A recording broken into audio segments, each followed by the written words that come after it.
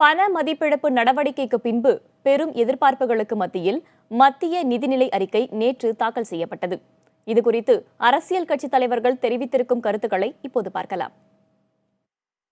AIIMS மருத்துவமனை, நதிநீர் இணைப்பு, மெட்ரோ ரயில் விரிவாக்கம் இவைகளெல்லாம் இந்த மத்திய பட்ஜெட்டில் இடம்பெறாதது பெரும் ஏமாற்றத்தை தந்திருக்கிறது. அரசியல் கட்சிகள் நிதி பெறுவதிலே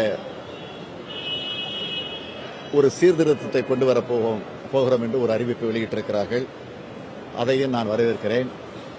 ஆகவே ஒட்டுமொத்தமாக மத்திய நிதிநிலை அறிக்கையை பொறுத்தவரையில் மாற்றமும் ஏமாற்றமும் கலந்திருக்கக்கூடிய வகையில்தான் அமைந்திருக்கிறது என்று திராவிட முன்னேற்றக் கழகத்தின் சார்பில் நான் தெரிவித்துக் கொள்கிறேன்.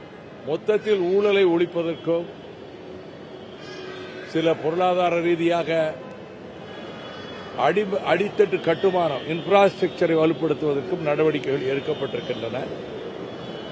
நதிநீர் இணைப்புக்கான அறிவிப்பு இல்லாததும், அவர்கள் 2014 கூறிய தேர்தல் அறிக்கையில் கூறிய விவசாயத்தை பற்றிய குறிப்பு இல்லாததும் அது குறையாகப்படுகிறது. ஒரு தனிநபர் ஒரு அரசியல் கட்சிக்கு 20,000 ரூபாய் நன்கொடை வாங்கலாம் என்பது ஏற்கனவே இருந்தது. 2,000 குறைச்சிருக்கிறாங்க. இது ஏதோ நல்ல நடவடிக்கை போல தோன்றும். ஆனால் பிரச்சனை அதுவல்ல. தேர்தல் காலத்தில் சட்டமன்ற தேர்தலாக இருந்தாலும் நாடாளுமன்ற தேர்தலாக இருந்தாலும் அங்கீகரிக்கப்பட்ட அரசியல் கட்சியினுடைய தேர்தல் செலவுகளை தேர்தல் ஆணையமே ஏற்றுக்கொள்ள வேண்டும். அரசியல் கட்சிகள் தேர்தலுக்காக செலவு செய்யக்கூடாது என்ற முறையை அமலாக்கினால் ஒழிய இந்த அரசியல் கட்சிகள் வாக்காளர்களுக்கு பணம் கொடுப்பதோ முறைகேடு செய்வதோ தடுக்க முடியாது. ஒன்று. இரண்டாவது, ஒட்டுமொத்தமாக கார்ப்பரேட் ஃபண்டிங் என்பது கூடாது. தேர்தல் ஆணையமே கட்சிகளுடைய தேர்தலை ஏற்றுக்கொள்ளக்கூடிய அந்த முறையை அமலாக்கினால்தான் ஒட்டுமொத்தமாக ஊழல் முறைகேட்டை தடுக்க முடியும். 5 ஆண்டுகளில் விவசாயிகளுடைய வருமானத்தை இரட்டிப்பாக்குவதற்குள்ள நடவடிக்கையை மேற்கொள்வோம் என வாக்குறுதி கொடுக்கப்பட்டிருக்கிறது.